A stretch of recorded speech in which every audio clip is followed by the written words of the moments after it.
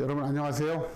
지금 폭염이 한창인데 2027학년도도 사실상 아직 먼 것처럼 보이지만 그다지 멀리 있지 않고 우리 2학년들, 고2학년들, 고교 2학년들 지금 공부하고 있을 텐데요. 바로 수능이 끝나면 여러분이 3학년입니다. 그래서 이제 곧 시작될 2027학년도 입시를 간략하게 미리 보기 한번 해보는 시간을 갖도록 하겠습니다. 사실 27학년도 입시는 좀 의미가 크죠. 왜 그러냐면 현행 그 입시 제도, 즉 수능 체계와 내신 체계 하에서 치러지는 마지막 수능이에요. 어찌 본다면 우리 2학년들은 좀 비장한 마음으로 임해야 될 겁니다. 이번 27학년도 수능에서 제대로 가지 못한다면 변화되는 입시에서 조금 헤매면서 시작하게 되면서 아무래도 재수를 하더라도 크게 이득이 없을 상황이 되기 때문에 조금 더 우리 긴장의 끈을 바짝 조여매면서 시작해 보도록 합시다. 자, 그러면 27학년도 입시 어떻게 바뀌는지 한번 하나하나씩 살펴보는데, 그 전에 현재 입시 제도를 한번 개괄적으로 알아보도록 하겠어요. 자, 대학 입시 주요사항 본다면 일단 현재 대학 입시의 모집 구조를 사전으로 딱 그어서 아래쪽 우하단 오른쪽 아래쪽이 바로 정시 모집, 즉 수능 위주의 정시 모집이고, 그리고 좌상단 수시라고 할 수 있겠어요. 그리고 이 사각형 위에 있는 학생부 교과전형, 종합전형은 이른바 학생부 전형이죠. 학생부를 텍스트로 해서 말하자면 학생부를 평가 자료로 해서 선발하는 전형이다. 교과전형은 우리 학생들 다 알겠지만 교과 위주로 선발합니다. 물론 몇몇 대학들이 세특을 반영하고 있긴 하지만 교과 성적이 가장 절대적으로 중요하다는 점에서 이제 교과 전형이라고 불리우죠. 오른쪽에 종합 전형은 다 아시는 것처럼 교과 성적 플러스 동아리, 진로, 그리고 자율활동 같은 창의적 체험활동하고 세특을 포함해서 우리 학생들을 종합적으로 평가해서 선발한다. 그래서 학생부 종합전형이라고 불리우죠. 그리고 우리 벌써 이제 수능 올인하는 친구들이 있을 거예요. 내신 나는 망가져서 이제 인서울 가기 어려우니까 내신은 포기하고 수능 올인하겠다. 이제 그런 친구들이 생각해야 될 전형이 바로 이제 논술 전형이죠. 논술 전형은 거의 대부분의 학교가 학생부는 반영하고 있지 않고 논술 100%로 뽑고 있다고 봐도 과언이 아니고요. 거기다가 뭐죠? 수능 최저학력 기준 플러스 논술입니다. 그래서 이 논술 전형도 이른바 이제 정시에 올인하는 친구들이 함께 생각해 봐야 될 전형입니다. 그래서 제가 항상 하는 얘기지만 집 나간 탕아들을 위한 개과천선 전형이다 라고 제가 논술 전형을 칭하고 있는데, 이렇게 구성이 되어 있습니다. 그리고 이제 27학년도 수능 체제 다들 아실 텐데 국어, 수학, 그리고 영어, 한국사, 탐구, 제2외국어 이렇게 구성이 되어 있죠. 국어하고 영어는 선택 플러스 공통 플러스 선택의 구조로 되어 있어요. 국어는 잘 아시는 것처럼 독서와 문학이 공통이고, 그리고 언어와 매체, 화법과 작문이 선택입니다. 75점. 공통 과목이 75점이고 선택 과목이 25점이죠. 그리고 수학 역시 마찬가지로 공통이 수원, 수투입니다. 그리고 선택은 확률과 통계, 미적분, 기하 이렇게 구성되어 있어요. 역시 75대 25의 구조고, 그리고 영어는 잘 아시는 것처럼 상대평가가 아니라 절대평가입니다. 그 다음에 한국사 역시 절대평가예요. 그리고 이제 탐구인데 탐구는 사회 탐구 9과목, 그리고 과학탐구 8과목, 물, 화, 생, 지, 원투 해서 8과목이 되겠죠. 상대평가입니다. 그리고 마지막에 제2외국어 9과목 중에서 하나를 선택하는 건데 역시 절대평가예요. 그래서 상대평가 3개, 절대평가 3개로 이루어져 있고, 잘 아는 것처럼 EBS 연계율은 수능 특강, 수능 완성, EBS 교재와 수능의 연계율은 50%인데 직접 연계가 아니라 간접 연계 방식이라는 것. 다만 국어하고 영어는 연계율이 매우 높다는 것, 체감 연계율이 높다는 것을 명심하면서 수능 특강 완성으로 꼭 공부를 해야 된다는 것 잊지 마시기 바랍니다. 자, 그리고 이제 수능과 대시는 다 아시는 것처럼 9등급 체계입니다. 상위 4%, 그리고 7%, 누적 11%가 되겠죠. 누적 23%, 누적 40%까지가 4등급, 누적 60%까지가 5등급. 그 밑에는 의미가 없어요. 얘기 안 하겠습니다. 그리고 선생님이 약 20년간 수시 컨설팅을 하면서 나름대로 선생님의 그 경험칙과, 그리고 거기에서 또 각 대학들이 그 발표하는 합격 커트라인을 그 공통으로 아울러 가지고 나름대로의 어떤 그 수시 지원 가이드라인을 정했습니다. 요게 바로 그 왼쪽이 교과 전형, 그리고 오른쪽이 학생부 종합 전형인데, 일단은 일반고 기준이라는 것 꼭 아셔야 되고요. 그리고 두 번째로 수능 최저학력 기준 충족률이라든가, 그리고 학생부의 비교과 정도에 따라서 좀 달라질 수 있다. 그리고 세 번째 중요한데, 고교 수준에 따라서 좀 상이하게 적용이 된다. 무슨 얘기냐? 자, 이쪽 강동구를 본다면 한영고등학교의 한 1.89등급과 성덕고등학교의 1.5등급이 거의 비슷하게 말하자면 평가 받을 수 있다라는 것을 의미하는 겁니다. 네. 나름대로 이제 가이드라인으로 삼으면 되고요. 이게 그대로 적용되지는 않는다는 거. 혹시 어떤 친구가 나는 1.7인데 왜 사성함 떨어졌어요? 물어내세요. 이렇게 하면 안 된다는 거죠. 그건 해마다 조금 변동이 있을 수 있다라는 것을 저도 살기 위해서 빠져나갈 구멍을 하나 만들어내야 됩니다. 자, 그리고 이런 23학년도, 24학년도, 25학년도 대교협 어디가 홈페이지 어디가에 나와 있는 각 대학별 그 교과 전형의 커트라인입니다. 가장 높은 학과, 가장 낮은 학과, 인문 계열인데요. 중요한 게 70% 기준이에요. 상위 70%. 합격자 70% 기준이기 때문에 실제 커트라인은 더 떨어질 수 있다. 무조건 더 떨어진다. 라고 봐야 되겠죠. 참고 자료로 삼으시라고 선생님이 만들어낸 자료고요. 이건 인문, 그리고 이거는 자연계열입니다. 자연계열은 다 보시다시피 그 의대가 있으면 의대, 약대가 있으면 약대가 가장 높은 학과라는 것을 알 수 있어요. 네, 이것은 그 참고 삼아서 보시길 바라고요. 자, 그리고 이제 27학년도 어떻게 바뀌었는지를 우리가 확인해 봐야 되겠죠. 27학년도 입시는 어떻게 바뀌었나? 가장 중요한 것은 현행 수능 및 내신 체계의 마지막 수능이다. 마지막 하니까 비장하죠. 그렇죠? 비장해요. 비장감을 가지고 시작해야 됩니다. 자, 올해 26학년도 입시가 현재 07년 황금 대지대 친구들이 4만 명이 더 많아요. 내년에 우리 27학년도 08년생들은 다시 또 원위치돼서 4만 명이 줍니다. 줄지만 올해 누적 4만 명 늘어난 애들이 또 재수한 애들이 좀 많아질 거라서 재수생들이 좀 증가할 거라고 보여지긴 해요, 내년에. 자, 그리고 두 번째로 학생부 종합전형의 수능 최저 기준이 적용되는 학교가 좀 늘어나더라. 그래서 수능의 비중이 좀 더 늘어난다고 볼 수 있겠어요. 지금까지 보면은 수능 최저학력 기준이 학종에서는 별로 적용된 학교가 없었는데 내년에 조금 더 늘어난다는 것을 유념을 해야 되겠고요.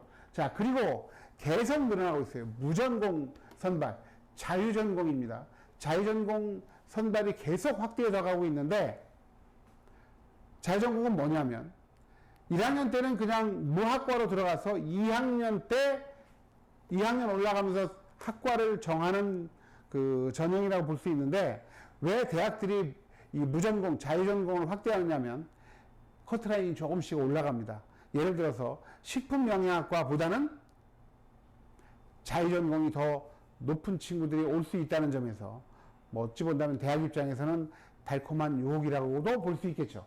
그리고 네 번째로 정시 수능 영역별로 반영 비중이 좀 조정이 됩니다. 그럼 왜 그러냐면 자연계열 학생들이 탐구를 과거에는 과탐을 봤는데 많은 친구들이 사탐으로 도망가고 있어요.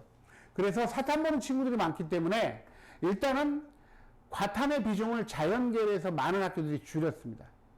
그 두 번째로 경제경영학과 상경계열이라고 하는데, 이 상경계열은 수학의 비중을 다른 인문계열에 비해서 보다 더 확대해서 반영한 학교들이 늘어났다 라는 것을 알 수 있습니다. 좀 이따 확인해 보면. 그리고 마지막으로 재수생들의 문화를 개방했어요. 지금 올해까지는 교과 전형이 대부분 학교 추천인데 재수생들의 지원을 금하고 있습니다. 많은 학교들이. 근데 내년도에는 성균관대를 비롯해서 여러 대학들이 재수생에게도 문헌을 개방해요. 근데 이게 어떤 의미냐면 재수생들의 문헌을 개방하는데 올해 4만 명이 늘어나서 재수생들이 좀 늘어날 가능성이 있죠. 그 친구들 중에서 학생부 교과 성적이 좋은 친구들이 재수하면서 교과 전형으로 몰려갈 수 있다. 이 부분이 약간의 영향을 줄 수 있다는 점을 꼭 유념을 해야 됩니다. 자, 다음은 27학년 대입 일정. 가장 중요한 포인트가 어딜까요? 바로 수능일이 11월 19일이라는 거죠. 목요일날 항상 보게 되는데 올해가 11월 13일이니까 약 6일 늦습니다. 그래서 내년도 수능이 좀 늦어서 늦게 보기 때문에 좀 시간적 여유가 있다. 여유 부리면 안 됩니다. 며칠 안 되기 때문에. 자, 항상 여러분들 꼭 명심해야 돼요. 우리 고이들. 자, 마지막 수능이다. 마지막 수능이다. 이런 거 생각하시면서 가시면 좋겠어요. 자, 그리고 연대별 모집 인원을 보시면 25학년도, 26학년도, 27학년도 보시면 자, 거의 8대 2죠. 수시 정시 모집 인원이 비율 자체가 8대 2인데 근데 우리 학생들 서울에 있는 대학들은 40%가 정시인데 이렇게 생각하는 친구도 있을 거예요. 맞습니다. 서울에 있는 대학들은 40%를 넘게 선발합니다. 보시면 이른바 상위 15개 대학이에요. 서연고, 서성한, 중경외시 이화여대, 건동홍수 상위 15개 대학인데 여러분 가고 싶은 대학이죠. 이 대학들 보시면 자, 정시 모집 인원이 42.6%고 그리고 수시가 57.3입니다. 그래서 정시가 서울에 있는 이 상위권 대학들은 수시 모집의 비중이 높다. 그리고 거기다 아까 얘기했죠. 논술 비중이 8.64 플러스 42.66이면 대략 51% 이상이 정시 플러스 논술 전형이라는 거예요. 그러니까 우리 내신 던져버린 친구들에게도 절반의 기회는 아직 남아있다. 좌절할 것은 아니다. 라는 것을 생각하면서 임해 주시기 바랍니다. 자, 그리고 전형으로 봤을 때 이제 교과 위주의 전형인데 이것도 역시 15개 대학이 적지 않은 인원을 선발을 하고 있죠. 약 11%가량을 선발하고 있는데 거의 대부분의 대학이 최저학력 기준이 있고요. 중요한 게 숙명여대가 올해까지는 교과 전형에서 수능 최저학력 기준을 적용하는데 여기서는 폐지해요. 즉 숙명여대는 커트라인이 올라갈 가능성이 매우 높습니다. 자, 그리고 학생부 종합전형 다 아시는 것처럼 몇몇 대학들은 학업역량, 전공적 합성, 인성, 그리고 발전 가능성 이렇게 평가를 하고 또 연대, 고대, 경희대, 외대 등의 한 5개 대학은 학업역량, 진로역량, 그리고 공동체 역량으로 해서 선발하는데 가장 핵심적인 건 똑같습니다. 뭐냐면 학업역량, 내신, 그리고 진로역량, 전공적 합성, 전공 관련 탐구활동으로 구성이 되어 있다는 것. 종합전형은 이렇게 평가합니다. 자, 주요 10개 대학 학생부 종합전형에 대해서 소개를 한다면 아까 교과전형과 달리 대부분의 대학이 최저학력 기준을 적용하지 않고 있죠. 최저학력 기준을 적용하지 않고 있는 대신에 무엇이냐면 많은 대학들이 면접을 보고 있습니다. 면접이 여기서는 당락을 가르는 매우 핵심적인 요소다라는 것을 꼭 명심해 주기 바랍니다. 자, 그리고 주요 대학 영어 등급별 반영 점수인데 여기서 명심해야 될 것은 딱 요것만 생각하세요. 80점 이상만 받자. 수능이건 그리고 수시건. 왜냐하면 수시에서 최저학력 기준 영어 2등급은 받아야지 맞출 수 있을 거예요. 그리고 정시 수능 전형에서도 2등급만 받으면 감점이 거의 없습니다. 근데 3등급으로 가면 1, 2등급의 차이보다 2, 3등급의 차이가 훨씬 더 커요. 그래서 우리 학생들 2등급까지는 꼭 받도록 하자. 서연고, 서성한, 중경외시 이화여대, 건동홍수까지 갈 때 2등급 이상이면 큰 문제가 없겠다라는 것을 알 수 있습니다. 자, 그리고 내년도에 정시 영역별로 아까 반영 비율 조정이 들어갔다고 했죠. 보시면 일단 문과에서 이러한 경우들이 좀 많은데, 다만 건국대는 문과라는 표현을 하지 않습니다. 건국대는 언어 중심, 수리 중심인데, 언어 중심이 대부분의 문과고요. 수리 중심은 이과이면서 상경 계열이에요. 그렇게 보시면 되겠고, 경희대도 문과에서 사회계열 인문계열의 수학 반영 비율이 좀 다르죠. 여기서 사회계열은 이른바 경제경영학과가 들어가 있는 계열이라고 보시면 되겠어요. 수학 비중이 높습니다. 그렇게 보시면 되겠고, 마찬가지로 서강대학교 같은 경우는 조금 특이한데요. 문과, 이과 구분이 아니라 국어와 수학을 가장 비중 있게 두 개 합쳐서 80%를 반영하는데 좋은 것을 더 높게 반영한다 라고 보시면 되겠어요. 자, 그리고 서울교대 왜 영어를 빨간색으로 처리했느냐? 영어는 3등급 이상 받으면 돼요. 3등급 이상이 최저 기준이고 3등급 이상이면 만점이에요. 그리고 국어, 수학, 탐구가 33%입니다. 그리고 이제 중요한 게 역시 또 서울시립대도 보시면 인문원이 상경계열이에요. 경제경영학과 35%. 이런 학교들이 많죠. 근데 내년에 무척 바뀌는 학교가 어디냐면 연대인데, 연대도 마찬가지로 인문자연 하면서 이제 유형3이라고 해서 상경계열 같은 경우에 비율을 달리 가지고 가고 있어요. 즉 유형1의 인문보다 훨씬 더 수학의 비중이 높아지죠. 그래서 경제경영학과 가려고 하는 문과 학생들은 정시에서 수학 성적이 매우 중요하다. 이것을 한번 확인해 주시면 좋겠고요.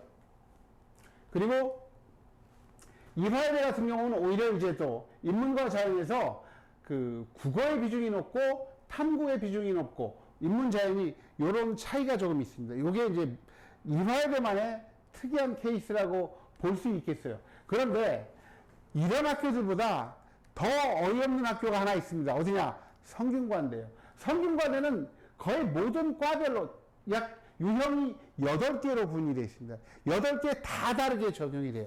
선생님이 정시 컨설팅을 하는데 내년도 이 성균관대 때문에 무척 골머리를 앓겠다라는 생각이 많이 들어서 별로 좋아하지 않는 대학입니다.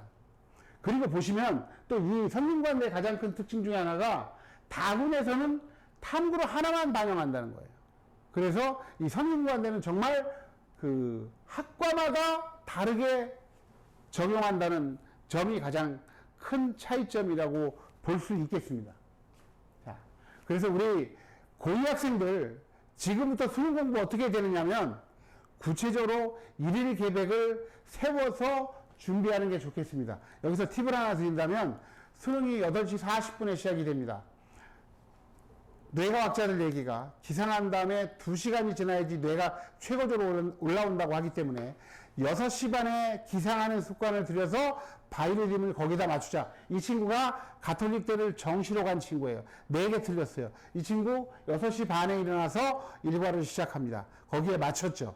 더 중요한 게 이 친구 보시면 국어, 수학, 영어, 탐구, 즉 수능 시간표대로 공부합니다. 바이오리듬을 거기에 맞추고 있어요. 시간대별로 구체적으로 계획을 세워서 준비를 해 주시는 게 좋겠다. 수능 공부는.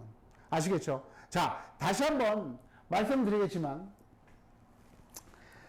2027학년도 수능은 현행 입시 체계로 보게 되는 마지막 수능입니다. 그래서 학생부 종합전형, 교과전형 뿐만 아니라 정시도 매우 큰 변화가 있을 수 있기 때문에 내후년부터는 우리 2학년 학생들 매우 비장한 마음으로 하루하루 폭염 속에서도 공부에 집중해 주시기 바랍니다. 예, 감사합니다.